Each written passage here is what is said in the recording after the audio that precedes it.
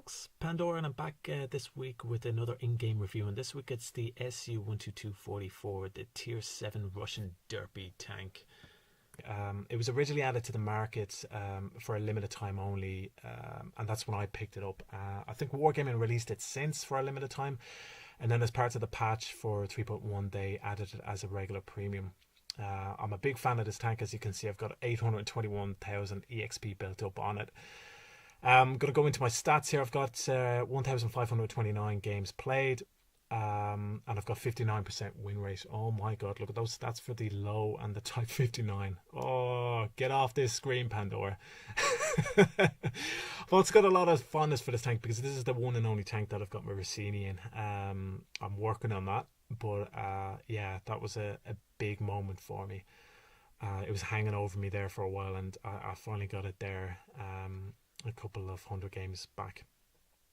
As part of the loadout, I play it with Binox, Vents, and also the Rammer.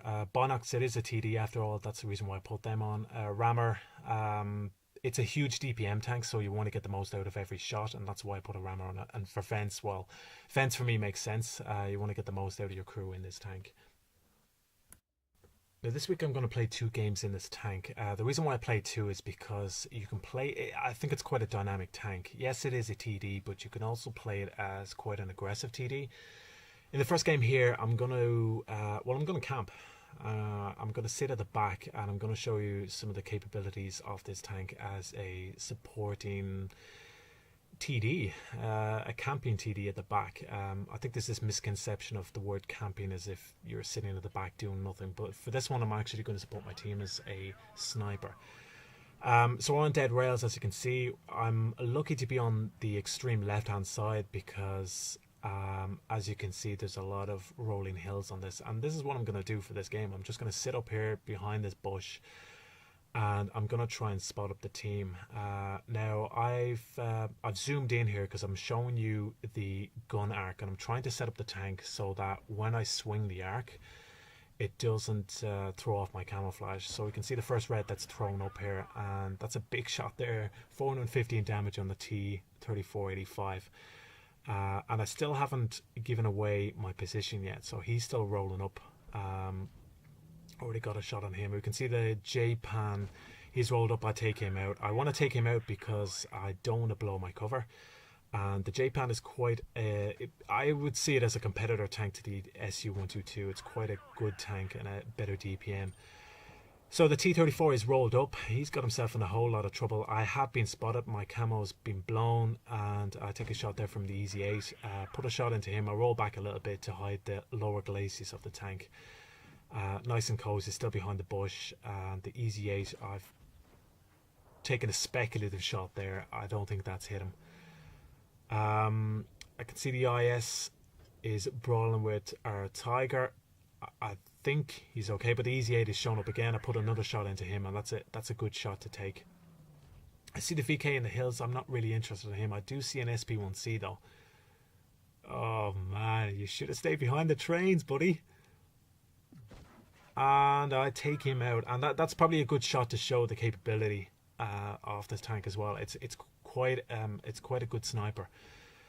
I can see that the VK here is in a bit of trouble. I'm not going to push on here because he's already in trouble. I'm going to let one of the other greens take him out, and he is taken out.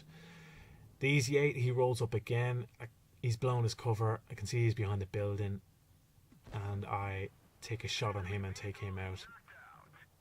At this stage there's only one of the reds left, and I assume, I haven't seen him so far. Actually I have seen him so far. He was the VK. He's up on the hills on the extreme right. What's Pandora going to do now? Yeah, if you've got an SU122-44, don't try that because you won't get up there. Bit of a noob moment there for me, but hey, that's why I'm part of a clan called NOOBz. My intention here is to try and get onto high ground because I know he's up on the hills on the right. I want to be able to get myself in a position where I can take shots at him. So I'm going to roll up on this hill here, try and support the team. At this point I've got 3 tanks. I know I've done pretty well. As a supporting tank I know I've done well. I can see the VK's creating some trouble here for our greens. He's taken out a Kurimori. He's been spotted up though on the far side, so I'm going to wait for the tank to zoom in. As you can see, the aim time takes some time, but there's a big shot on the VK. And I hit adrenaline because I'm trying to take him out here. I take a shot there. That's actually bounced off his turret. I did hit him. Bit of a speculative shot, but I did. It was probably worth taking, and we finish off the game. Finish off with 3 kills. It was yeah, it's an okay game. I get about like 3rd class mastery and 2.6k damage. And 18,000 credits as well, which is probably worth pointing out. It does make a lot of credits on this tank.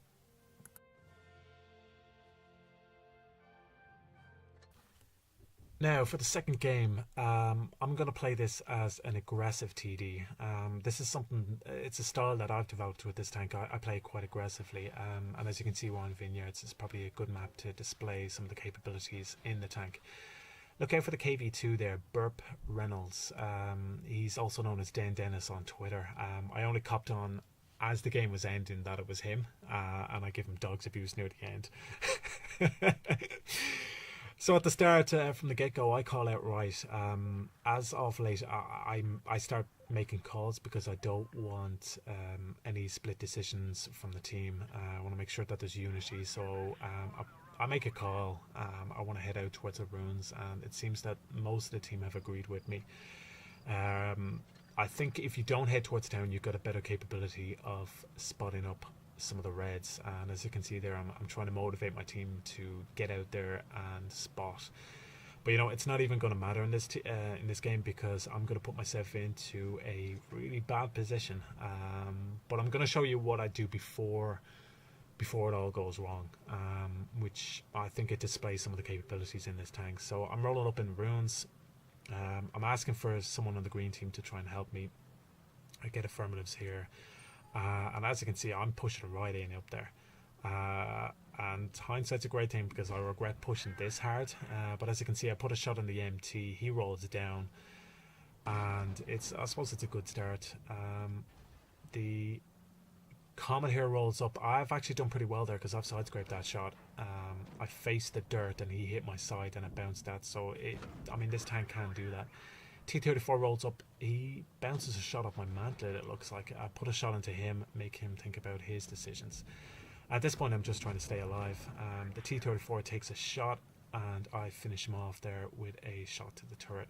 I roll out here to spot the tanks on my right, and I've got 2 tanks on my left as well. Now the MT, he knows what he's doing, because this tank unfortunately has no gun depression. I'm taking shots there. I stuck my butt out too much, and I take a shot from the T150.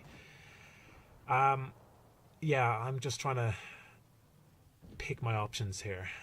Trying to stay alive, obviously. Trying to tuck in my ass a little bit so that I don't get shots. The SP1C rolls up.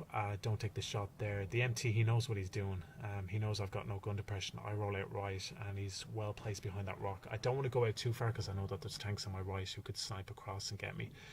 But the MT is taking shots. The T-34 rolls out, and I take a shot. Now, I wanted to slow this down because I mentioned the gun arc in the first game. From the center to the left, it's got 4 degrees where the gun can swing. And as you can see, this is a moving tank. Now, all the time, I've fully extended to the left hand side, so I'm using those 4 degrees, but my tank has to move, and because my tank is moving, it moves, stops, moves, stops, moves, stops, and that's why I missed that shot. Really, I tried to time it as best I could, but that is something that I wanted to point out about the SU122. Make sure you set up the shots and accommodate for the gun arc. Now, I do something really stupid there. I was spotted. I should have rolled back, reset camo, roll down, forget about the 2 tanks on my right stupidly, and I take hits for it.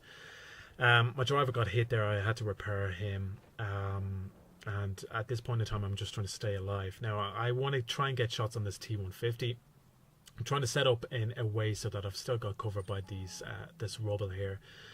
So try and set up the shot on the T150. I get a shot on him, I track him, he repairs himself, but he also got a shot in on me, and I've only got 10 HP at this point. I try and set up to do the same again. Now he's fallen off, his camo is kicked in. I try and set up so I'm going to be shooting when he pops out. He pops out and my fingers are faster.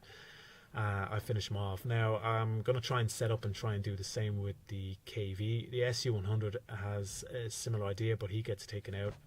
Take a shot on the KV. It actually did hit him. It bounced though. He was angled and he finished me off. At this point it's 3 against 2. The SP1C, the Tiger P and Dennis in the KV2. And as you can see, the KV has popped out. The SP has rolled back. He's missed. He's avoided that really, really well. We finish off the T34. Dennis gets a shot in there for 422 in the KV2. Boom. And our 2 greens here are putting a lot of pressure on the KV. The Tiger P is rolling up. The SP is moving in. And my friend Dennis is sitting here roasting marshmallows on a campfire. In fairness, he's doing the right thing here because he's covering the right hand side, and it's at this point that I realise who he is, and I start throwing abuse at him. I'm taking screenshots for Twitter to take the piss out of him later, and I'm just in his face there trying to tell him to move. But in hindsight, he's doing the right thing there. We've got 2 greens who are putting pressure on the KV, and yeah, they finish him off in the end. I wanted to show that game. It wasn't a great game, but I wanted to show some of the capabilities and some of the disadvantages of the tank. Gun depression and the gun arc is an issue. That's pretty much it. Thank you so much for watching. If you liked the video, like and subscribe or add a comment. You can also find me on Twitter at @blitz_noobz with a Z. This is an account that I've set up primarily just for this game, so if you play the game, feel free to reach out. I do follow back. It would be greatly appreciated. Okay, thanks again for watching, and hopefully I will see you again with another review. Take care.